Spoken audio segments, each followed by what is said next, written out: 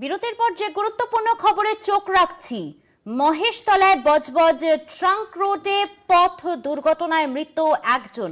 Police সূত্রের খবর, মৃত ব্যক্তি মহেশতলার পুরাতন ডাকঘরের বাসিন্দা।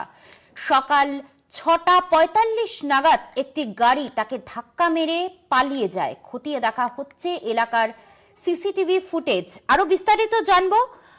টেলিফোন লাইনে রয়েছেন আমাদের প্রতিনিধি শুভ্রজিৎ চক্রবর্তী। পুলিশ সূত্রে আর কি জানতে পারছো, ঠিক কি ঘটনা ঘটেছে? হ্যাঁ দেখো, তোমায় জানিয়ে রাখবো, আজ একেবারে সাত সকালেই মহেশতলা যে বজবজ ট্রাঙ্ক রোড রয়েছে বদ্দির বাদে, সেখানে কিন্তু একেবারে পথ দুর্ঘটনায় মৃত্যু হয় এক ব্যক্তির। যেটা স্থানীয় বা পুলিশ সূত্রে জানা যাচ্ছে যে ওই ব্যক্তি সেই সময় কিন্তু রাস্তা পারাপার করছিলেন। রাস্তা পেরোবার সময়তেই কিন্তু এক গাড়ি তাকে ধাক্কা মেরে দিয়ে চলে যায়। যদিও যে ঘাতক গাড়ি, সেই গাড়ি কিন্তু এখন পলাতক, বা চালক, সেই চালকও কিন্তু পলাতক। এবং ঘটনার পরেই কিন্তু যিনি ব্যক্তি মারা গিয়েছে, মৃত ব্যক্তি, তিনি কিন্তু একেবারে রক্তাক্ত অবস্থায় লুটিয়ে পড়ে ঘটনাস্থলে। তাকে সেখান থেকে তড়িঘড়ি উদ্ধার করে মহেশতলা ট্রাফিক গার্ড এবং মহেশতলা থানার পুলিশ বজবজ ইএসআই হাসপাতালে নিয়ে যায়। সেখানে নিয়ে গেলে কিন্তু কর্তব্যরত চিকিৎসকরা তাকে মৃত বলে ঘোষণা করে।